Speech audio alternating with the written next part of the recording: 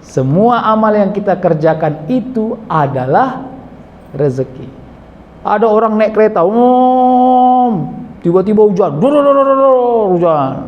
Baru teringat dia, mantel keretanya rupanya masih basah karena semalam juga hujan. Sementara dia harus sampai ke satu tempat yang bajunya tak mungkin kalau basah. Tidak lama dengar azan. Akhirnya dia singgah di masjid. Begitu diambil wudhu, teringat dia, diingatkan Allah dia. Udah lama kau nggak sholat berjamaah, kupaksa kau dulu sebentar. Berarti sholat berjamaah bagi dirinya adalah rezeki. Gitu cara nengoknya, Pak, supaya jangan noyong kali gitu. Supaya jangan noyong kali. Udah jadi sampai enak ini, bener wallahi ya.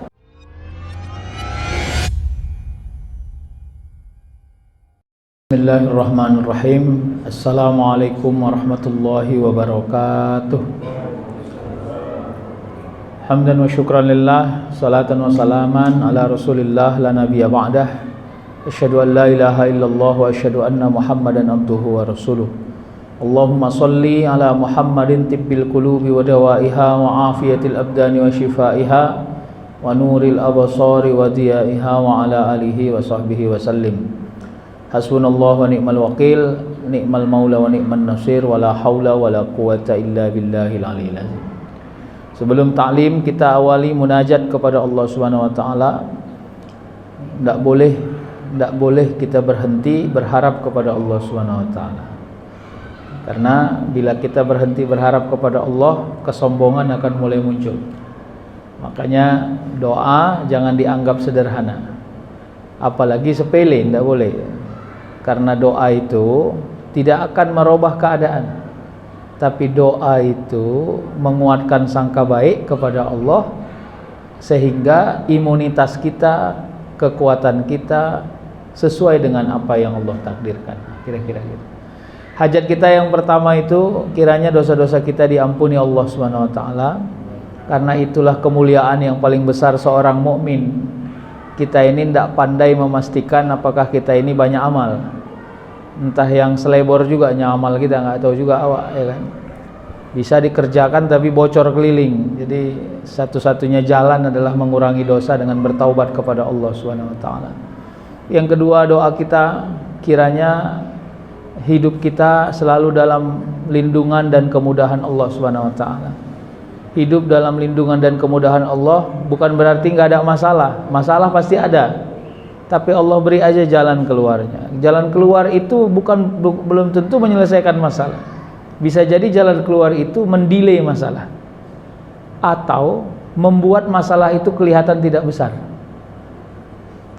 Tadi suami pulang ke rumah sedang dalam keadaan hang, tambah bini pula marah-marah di rumah. Akhirnya bertengkar suami istri sejadi-jadinya. Tapi begitu udah capek bertengkar, diam satu. Setengah jam kemudian seperti nggak ada aja masalah itu. Masa apa kok tadi? Ini ada sambal. Mau makan? Mau, udah. Aman aja. Itu termasuk selalu dalam lindungan Allah Subhanahu wa taala. Kalau enggak begitu, jadi jangan dianggap remeh yang gitu-gitu. Nah, yang ketiga, doa kita adalah diberikan Allah keturunan-keturunan yang mulia dan taat kepada Allah Subhanahu wa taala. Sehingga apapun yang kita dapati dalam perjalanan hidup kita ini, semua nilai baiknya adalah memiliki keturunan-keturunan yang tidak pernah ingkar kepada Allah. Dan insya Allah kita semua adalah orang-orang yang husnul khatimah. Ada orang tua saya Pak Rajali di sini, insya Allah dah hadir ya. Dan Bapak Ibu semua ya. Nah, ada ya, ini kalimat ulama juga disebut ya. Anta lam tajid min nafsika kullama turid. Ya. Fa kaifa turidu min ghairika kullama turid. Jadi katanya anta lam tajid min nafsika kullama turid. Engkau aja tidak bisa mendapati apa yang kau mau. Fa kaifa turidu min ghairika kullama turid. Maka bagaimana pula engkau bisa memaksa orang untuk memberikan apa yang kau mau? Tidak bisa. Sedangkan engkau saja memberikan untuk yang kau mau aja nggak bisa. Bagaimana pula kita mau memaksa orang memberikan apa yang kita mau? Ini memang hati-hati. Kita coba bahas di sini, nanti kita hubungkan dengan ayat yang dibaca imam kita tadi. Imam kita kan baca alam nasyrah laka sadrak, kira-kira gitu ya. Kita ini punya ekspektasi yang tinggi kepada orang untuk sajian kepada kita. Ya hati-hati, ini muhasabah saja ini. Sebaik-baik orang tua, dia tidak mau anaknya berlaku jelek seperti perlakuan dia. Kira-kira gitu ya. Tapi harapan orang tua kepada anaknya tidak boleh ya menghilangkan ikhtiar orang tuanya untuk juga menunjukkan sesuatu yang baik itu. Itu dia kira-kira. Jadi kalau kita nyuruh anak kita sholat, jangan pula nggak nampak awak sholat itu. Kadang-kadang sholat, awak masih main handphone. Ini jadi anta lam tajid min nafsika kullama turid. Ya, engkau aja nggak bisa memberikan sesuatu yang kau mau. Ya, fakaifa turidu min ghairika kullama turid. Bagaimana pula engkau mau memaksakan orang memberikan sesuatu yang kau mau? Nggak bisa. Jadi jangan pernah berharap berlebih-lebih kepada sesuatu yang sebenarnya kita juga nggak punya gairah di situ, nggak punya ikhtiar di situ, nggak punya usaha di situ. Nah, ini nanti menjadi kekuatan kepada kita. Maka sebaik-baik amal itu adalah yang diteladani atau yang ditunjukkan. Tapi menunjukkan amal itu konteksnya ya bukan kesombongan, ya, sampai disebut orang penyakit ain gitu ya. Saya kalaupun mau menerjemahkan penyakit ain itu, indikatornya adalah harapan kita kepada kehebatan yang kita ceritakan, kita tidak punya harapan sedikit pun untuk orang mengerjakannya. Harapan kita hanya yang penting orang tahu. Udah itu aja. Yang penting orang tahu, udah. Mau kau kerjakan mau enggak urus, yang penting kalian tahu. Itu ain itu mainnya mulai dari situ nanti itu. Ya. Jadi entah kenapa itu ada. Sebenarnya kalau mau kita pakai model hidup ya yang sudah mapan ini bukan berarti harta ya. Mapan itu konteksnya adalah mampu menikmati sesuatu yang ada dan tidak tertarik pada sesuatu yang tidak ada. Itu mapan itu. Ya. Jadi hidup orang mapan itu sebenarnya adalah dia nggak tergesa-gesa menceritakan sesuatu yang ada di dirinya, karena nggak semua sesuatu yang ada di kita penting bagi orang lain. Paham nggak itu? Iya. Ada model orang pakai cincin batu besar itu kan. Pokoknya asal berfoto dia gini aja lah bawaannya. Supaya nunjukkan cincinnya. Bagi orang yang nggak pernah pakai cincin, nggak ada enaknya nengok itu, biasa-biasa aja itu. Itu kira-kira. Tapi kita kan nggak bisa maksa orang untuk orang juga suka dengan apa yang kita punya. Gitu. Ini yang masalah. Sampailah nanti pada amal yang paling ujung. Nah, sehingga kalaupun kita hubungkan nanti dengan ayat yang dibaca imam kita, alam nasyrah laka sadrak, kata Allah. Bukankah aku sudah mengangkat ya beban dari hatimu? Beban yang ada di hati kita sebenarnya bukan sesuatu yang datang dari luar, tapi beban di hati kita itu lebih banyak datang dari yang kita buat sendiri. Kira-kira gini, terserah orang lah mau buat apa, ya terserah mulah mau melihat apa. Kalau engkau tidak siap melihat orang sehingga hatimu gusar, maka berhentilah melihat, jangan asik tengok aja. Itu dia. Ya, ada pengajian di sini, begincu pula nenek itu, nenek gincunya menor pula. Nenek inilah mentalnya, ya Allah, udah tua begincu. Aku entahlah ya nengok nenek-nenek sekarang nih. Gak usah, kalau oyong kali kau nengok nenek itu gak usah tengok. Udah gitu aja. Jadi paham ya, alam nasrah laka sadrak. Kita ini kadang-kadang sering rumit, bukan karena orang merusuhi kita aja yang merasa rusuh sendiri gitu. Jadi kita anggap saja Allah memberi beban ke kita. Allah nggak pernah kasih beban ke kita. Kita aja yang melebih-lebihkan satu keadaan gitu, ya kan? Ini ya. Jadi kalian ini harus belajar dari nenek ini. Nanti kalian kalau udah jadi nenek-nenek, janganlah kalian berbincu gitu. Gini, nenek tuh masih punya suami. Kata suaminya, dek biar sore aku nengok kau, begincu lah kau dek. Berarti gincu itu sunnah kepada dirinya. Kenapa? Kepada istri yang dihajatkan oleh suami melakukan sesuatu untuk menaikkan rasa setianya, itu harus dilakukan. Yang tak boleh itu adalah menjual diri, itu tidak boleh. Ya, boleh nggak seorang suami bilang sesuatu yang rahasia kepada istri? Dek, kau kalau di kamar lenggak-lenggok lah sikit dek, katanya, biar senang aku lihat. Boleh, kenapa nggak boleh? Yang nggak boleh itu lenggak-lenggok di depan orang yang bukan mahram. Paham? Ya. Jadi itu yang, ih abang ini mentel kali ya. Enggak mentel, memang bagus lah suami kayak gitu. Ya, sempat suami nyuruh bini orang lain kayak gitu kan lebih gawat. Lebih bagus lah bini sendiri kan gitu. Maaf. Kita lanjut ya. Kita masih di variabel anta lam tajid min nafsika kurlama turid. Kita ini terlalu besar ekspektasi kepada orang, tapi kita aja nggak pandai memberikan itu kepada diri kita sendiri. Kita mau harap setia orang, tapi kita nggak setia. Kita mau harap kasih sayang orang, tapi kasih sayang kita terlalu minimalis. Kita mau harap Allah memberikan kemudahan, tapi kita tidak memberikan kemudahan pada hamba-hamba Allah yang disayangi oleh Allah. Itu jadi variabelnya begitu. Makanya kalau kita memudahkan urusan orang, itu deteksinya bukan hanya untuk orang yang kita mudahkan itu terlalu horizontal, itu vertikal. Ya Allah, saya memudahkan ini orang, namanya si Somad. Satu, karena memang saya kasihan kepada dirinya. Yang kedua, saya mampu, kau berikan saya kemampuan. Yang ketiga, karena memudahkan urusan orang juga itu bagian dari yang kau perintahkan. Bismillahi tawakkaltu 'alallah. Ya Allah, bila masanya saya bertemu dengan kesulitan, izinkanlah saya berharap besar kepada Engkau bisa memberikan jalan untuk bisa memudahkan urusan saya. Udah selesai. Akhirnya nggak sombong kan? Nggak sombong. Kenapa? Karena kita ini berharap kemudahan yang kita beri kepada orang, satu, energinya bukan kemampuan kita sendiri. Yang kedua, energinya adalah energi berharap kepada Allah. Ya, kalaupun bicara timbal balik.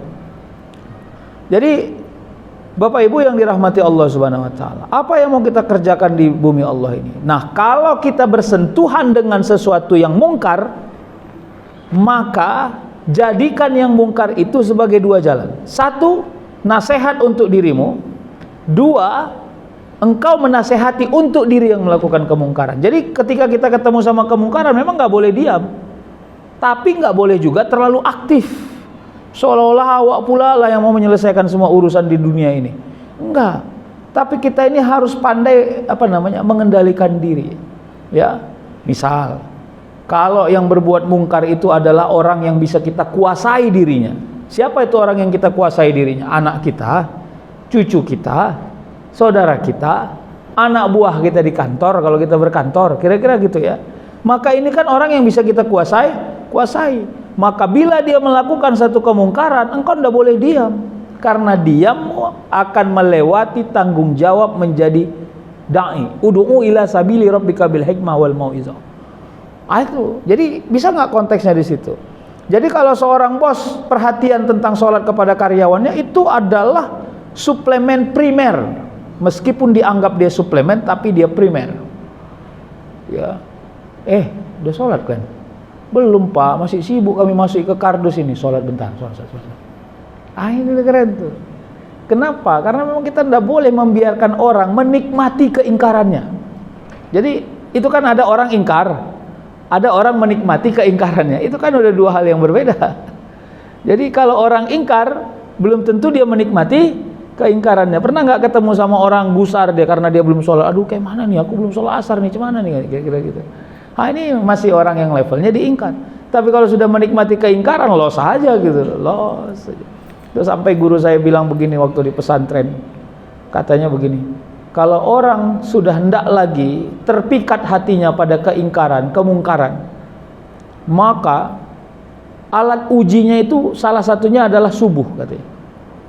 Secapek-capeknya dia berada dalam waktu tidur malam, ya, bangun subuh itu akan menjadi kekuatannya untuk dia terbangun, untuk dia bangun kembali. Meskipun dia dalam keadaan yang sangat capek. Kayak nggak tahu tuh benar. Walaupun nanti dia terbangun gitu kan, karena dia udah letih kali, tertidur dia balik. Tapi dia sadar, ya, ketika itu dia belum melaksanakan sholat subuh. Atau yang kedua, sepala dia alpa. Kalau orang yang alpa memang tidak dihukumkan kepada dirinya. Misalnya orang tidur, ya, udah ngantuk berat, wah nih nengok matanya pun nggak terbuka. Tertidurlah dia jam 4 kurang jam 4:20. Nggak terbangun sama sekali, nggak teringat sama sekali, nggak tersadar sama sekali. Terbangun jam 6. Maka lewat sholat subuhnya itu tidak menjadi satu kealpaan, bukan menjadi satu dosa kepada dirinya. Itu karena dia alpa dalam situ.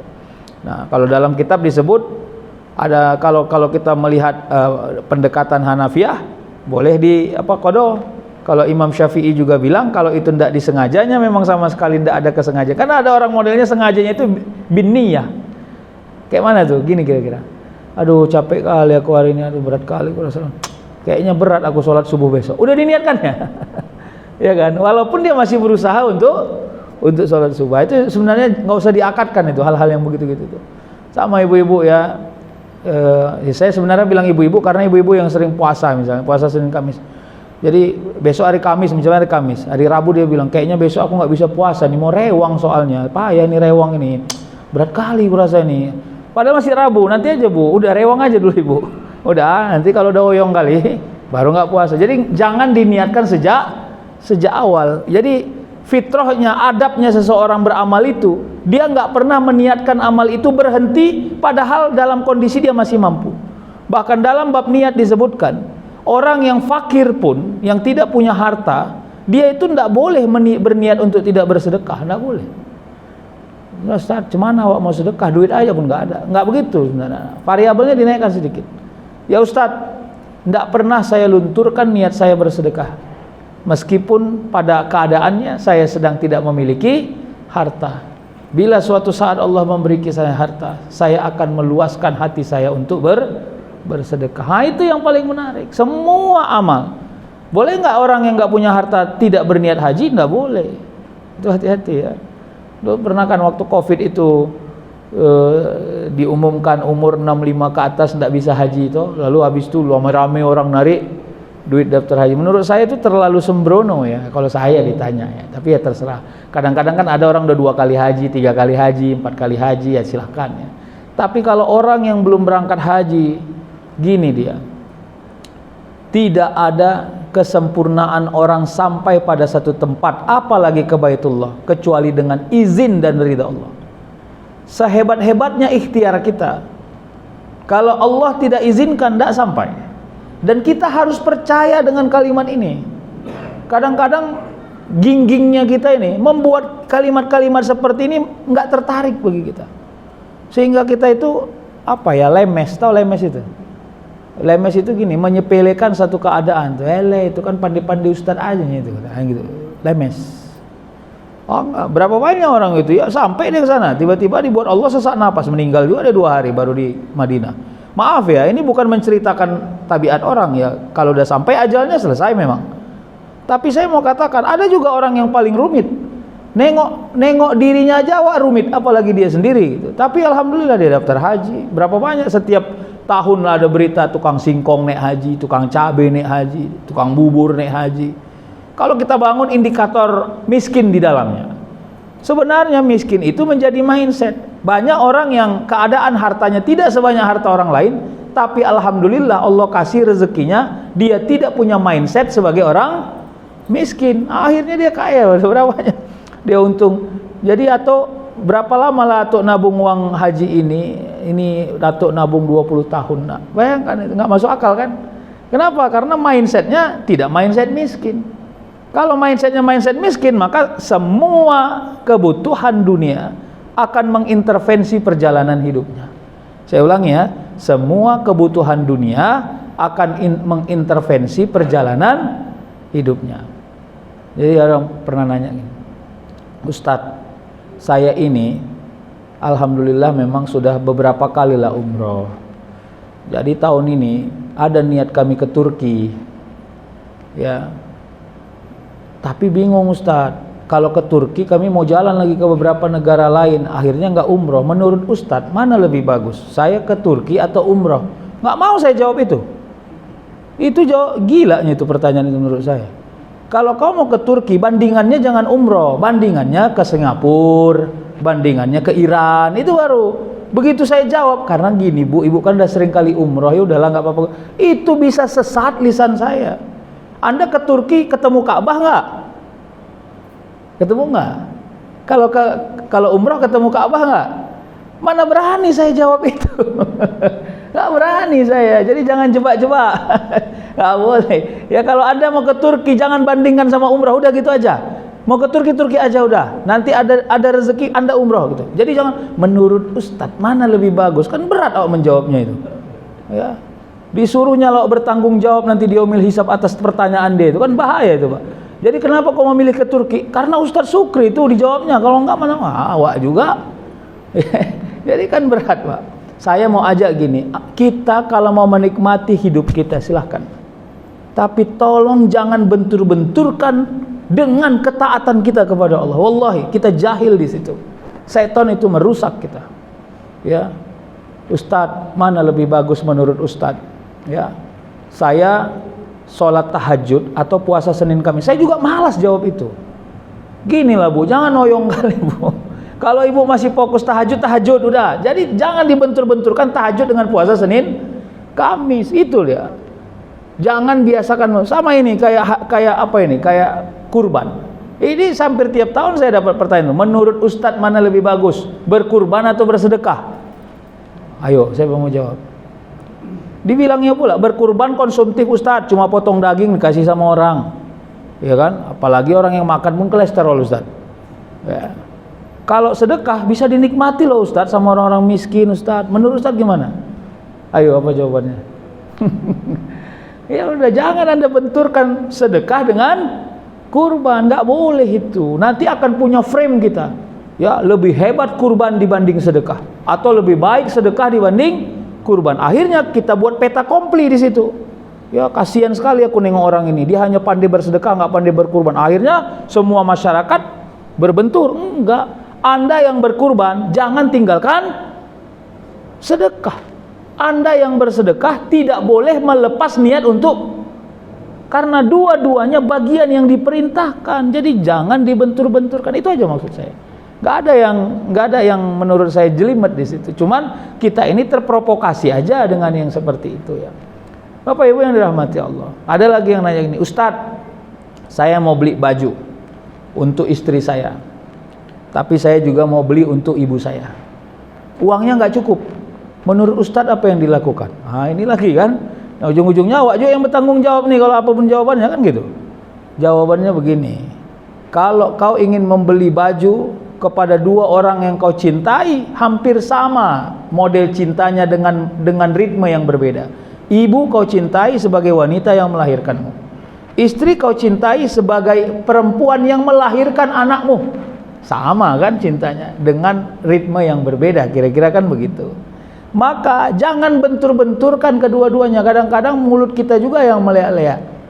Ya udah awak beli baju sama bini awak bilang sama mak awak, "Mak, tadi udah awak beli baju sama bini awak untuk mama bulan depan lah insyaallah ya." Kalau ada tahu lah, udah mama awak bangsanya bangsa iri-irian misalnya.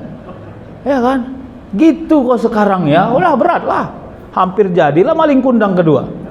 Atau terjadi kasih sama mamanya, "Dek, udah abang beli." "Abang ini tak nggak ngerti lah aku bang, nggak ngerti aku bang." Tahu lah bini kalau udah kayak sinetron dosiar, ya kan?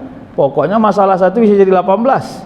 Nah, jadi maksud saya begini, nggak apa-apa merahasiakan sesuatu kita rahasiakan itu tidak pernah menciderai hak siapapun. Yang tak boleh itu adalah merahasiakan sesuatu yang merusak hak orang lain. Kalau saya memberikan ke ibu saya rahasiakan sementara waktu beritanya ke istri saya, ada nggak hak dia yang saya cederai? Nggak ada. Uang dia nggak hilang, kasih sayang saya nggak hilang. Kebetulan saja hari itu uang saya, harta saya hanya cukup membeli untuk satu orang dulu, dengan niat yang tidak pernah berubah.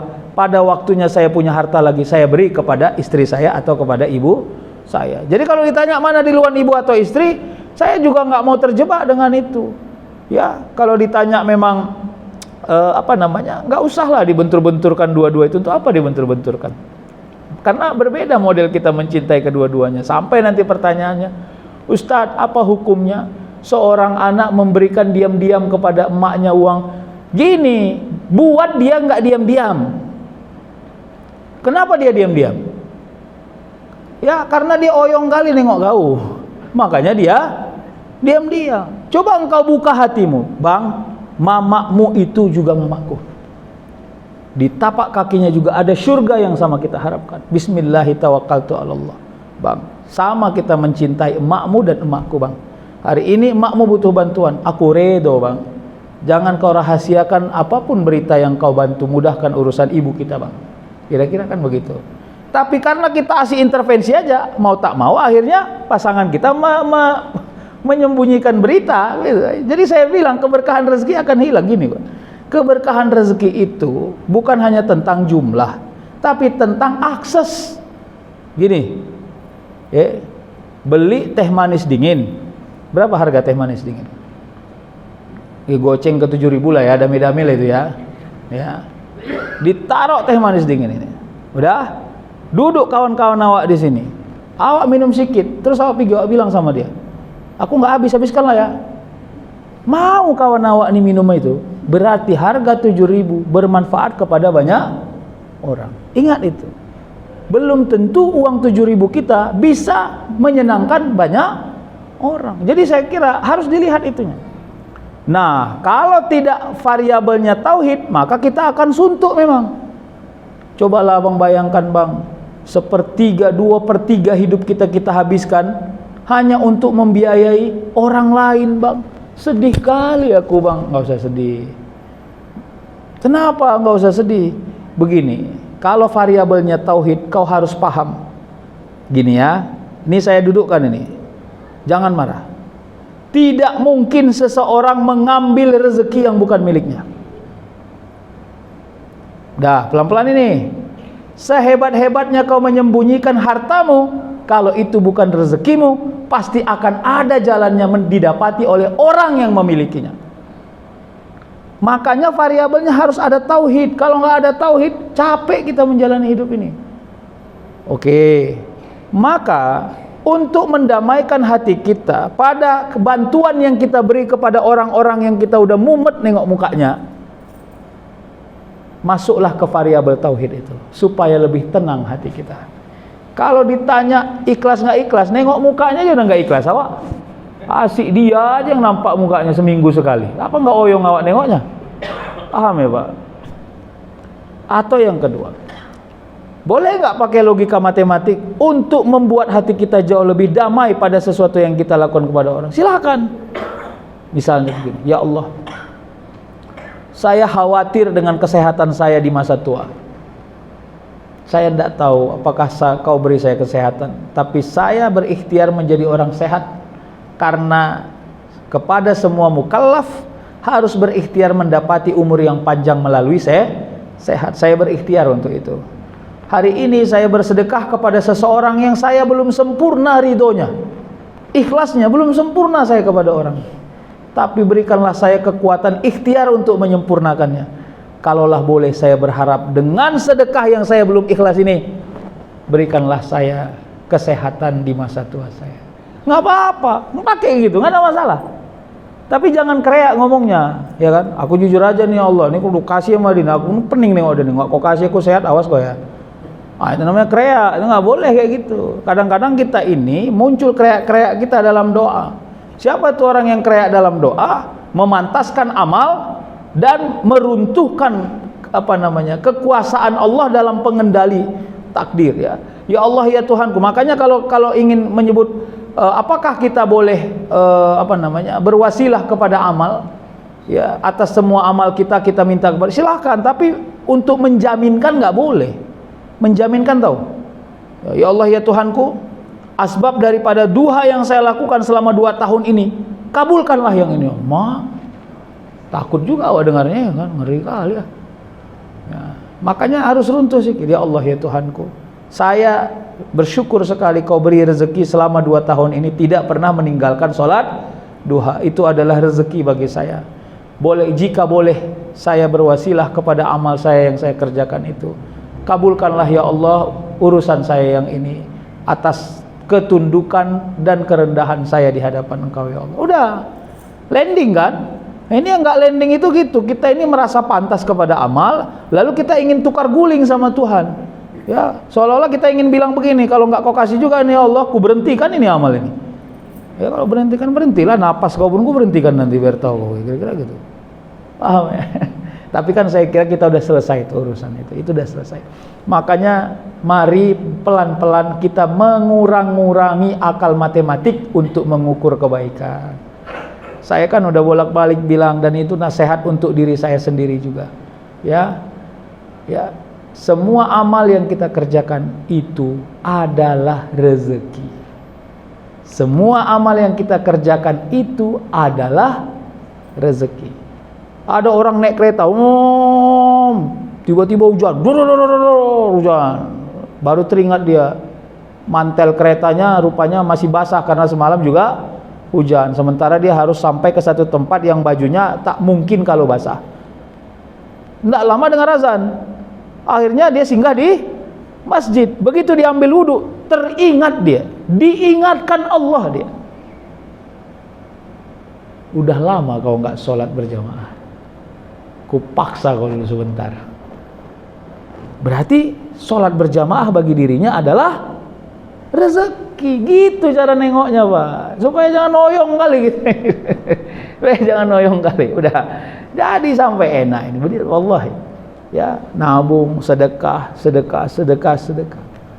Tengok kantong rogok, tinggal goceng.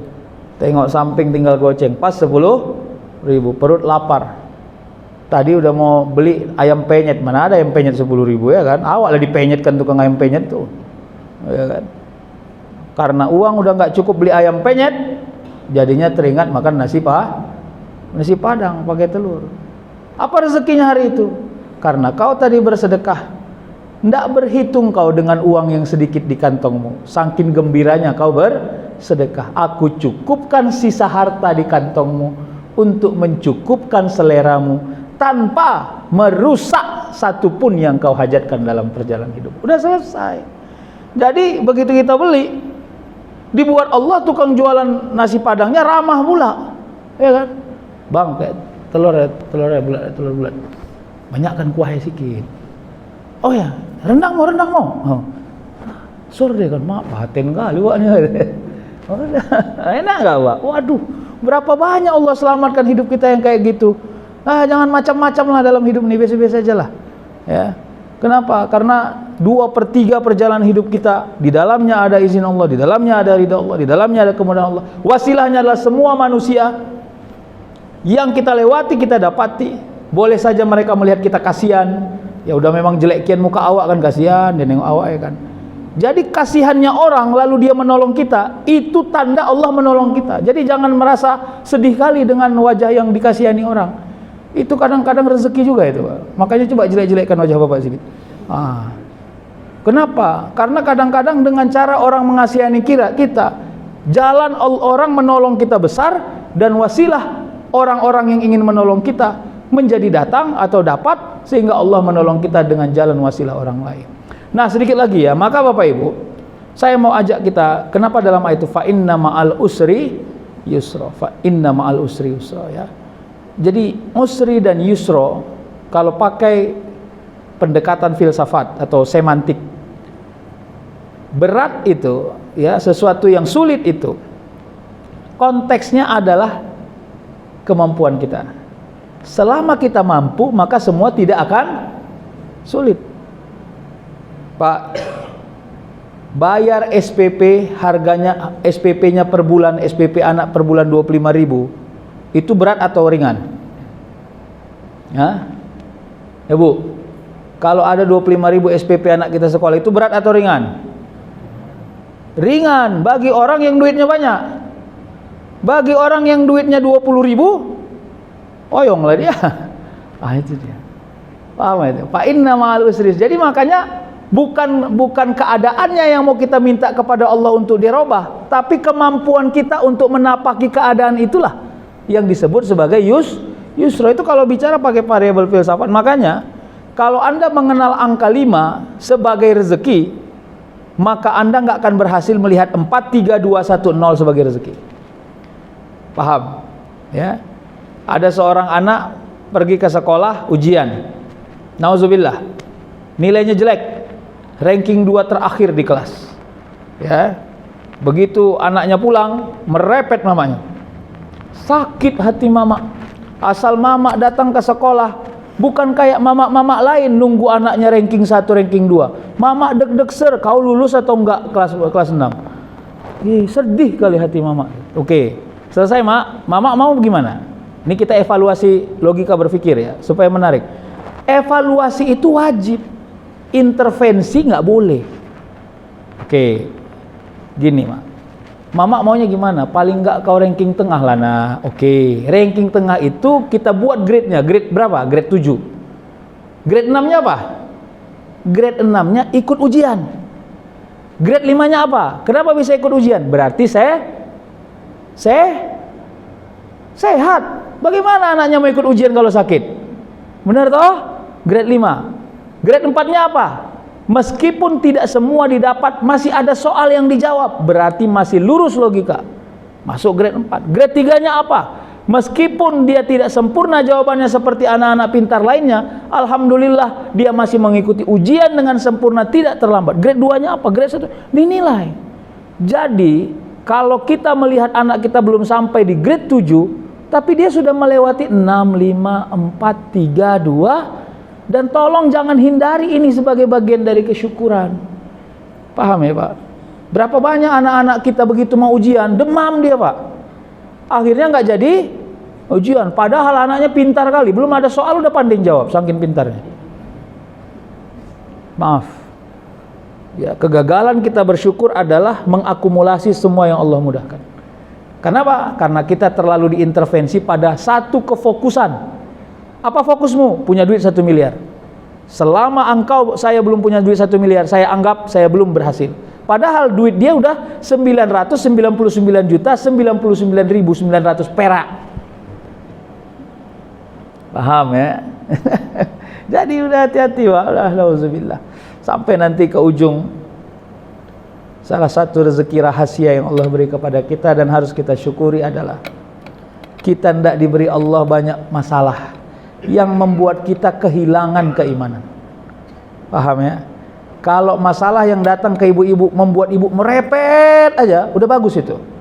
Kenapa? Adrenalinnya terjaga. Ya kan? Nengok suami malas mandi, abang ini, berarti kan terjaga dia Pak. Edaran darahnya pun normal terus. Tapi kalau sudah datang ujian yang membuat iman kita runtuh Pak, itu berarti berat ujian kita Pak. Nauzubillah, ya. Jadi udahlah. Kalau masih ujian-ujian di ruang-ruang yang sangat teknis, ya memang begitulah. Mau mandi sabun habis, ya kan? Nggak pala usah merepet sampai ke Facebook. Berat kali jadi bini zaman sekarang. Ya, punya suami pun manjanya nauzubillah min jalik. Ya, sabun pun harus diantarkan. Nggak usah, biasa aja. Ya. Udah mengerti Pak ya? Jadi gini, karena nggak punya beban berat itu, ternyata adalah rezeki yang nikmat sekali. Ya, kenapa? Karena kita dipantaskan Allah pada keadaan hidup kita. Saya tidak mengajak Bapak Ibu untuk defensif, tidak. Saya kalau ini anak muda semua umurnya di bawah 40 tahun, saya akan bilang, kalau belum jam 10 malam jangan kau pulang. Di luar kau sana. Siru fil ard. Ya, terlalu remeh kau lihat bumi Allah ini, tidak kau manfaat untuk mencari rezeki. Kenapa? Karena bagi anak muda yang nggak boleh itu adalah malas. Ya, saya pernah bilang sama mahasiswa saya. Dia mahasiswa hukum, udah pernah mungkin saya bilang sini. Ditelepon sama adik-adik juniornya, "Bang, ada job ini Bang." "Apa itu?" "Pasang tenda Bang, ada orang kawin di dekat rumahku." "Mau Bang?" "Ya, cepet limpul Bang, lumayan loh Bang." Katanya. Nggak remeh, nggak normal kali kau tengok aku. Sepele kau ya. Aku ini mahasiswa hukum loh, semester 7. Bentar lagi aku nih jadi pengacara loh. Kau suruh aku pasang tenda, di mana marwahku kau buat? Kalau saya dosen udah selentik di telinganya itu. Belum lagi kau tamat, udah melehak kali. Gini, ente kalau masih mencari jati diri, siru fil ard. Boleh jadi untuk engkau sampai di angka 10, engkau nggak ketemu 5 tambah 5, terlalu cepat. Dibuat Allah 1 tambah 1 tambah 1 tambah 1 tambah 1 tambah 1. Tapi kenapa kawan saya sekali jalan aja 5 tambah 5 sama dengan 10. Orang yang cepat jalannya, pendek jalannya, hasilnya tidak akan pernah berubah. Harus dilihat begitu. Makanya saya bilang kalau ada muda, ya nggak boleh Pak. Tidak boleh eksklusif. Apapun yang dibilang, pandai nggak kau carikan aku kelapa? Ini mau ada pesta nih di dekat rumahku nih, saudaraku pula. Mau berapa kelapanya? 200 kelapa. Inilah yang beratnya. Nggak berat, pergi kau ke pajak sana. Kau tanya yuk tukang kelapa sejagat raya di situ. Kenapa? Paling nggak kau menjual apa namanya, kemampuan untuk mencari link. Tapi kan malosok. Tahu malosok? Malas itu menjadi indikator eksklusivisme. Sehingga akhirnya dia bilang, ya Tuhan cemanalah, cuma kayak gini lah kau buat hidup. Enggak ada kau yang malas. Coba kau buat semua ini, siru fil ard. Nah, nanti levelnya, kenapa Rasul 40 tahun lalu dia diangkat menjadi setelah dia diangkat menjadi Rasul, lalu dia seperti tidak lagi sempurna orientasi kepada dunia, karena memang leveling perjalanan hidup manusia itu harus naik makom. Bukan tidak mencari harta, tapi tidak boleh harta yang dicari merusak keimanan. Ya, paham nggak itu? Jadi kalau ada harta yang kita cari merusak keimanan, maka luruskan, jangan sampai merusak keimanan. Nanti sampai umur 50. Makanya kalau dibilang, Ustadz, ada orang di masjid kami itu setelah pensiun baru dia datang ke masjid. Cemana itu Ustadz? Udah nggak cemana-mana, udah memang bagus sekali itu. Jadi jangan pala oyong kali mikirkan orang pensiun baru datang ke masjid. Ini Ustaz, banyak kali di lingkungan kami pensiun dulu baru ke masjid. Sewaktu belum pensiun, udah jangan oyong kali mikirkan itu Pak. Udah paten itu, setelah dia pensiun datang ke, iya teringatnya nih Ustaz, selama dia belum pensiun kemana lah dia Ustaz? Gak urusanku itu. Capek pula kita ngurusinya itu, saya bilang. Sebelum dia wafat dia datang ke masjid, udah paten itu.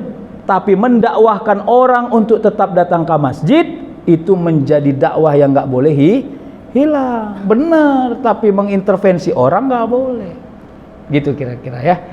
Udahlah ya Pak ya, saya kira itu saja. Ini udah kayak di foto studio, saya lihat nih ada lampu ya, segala macam.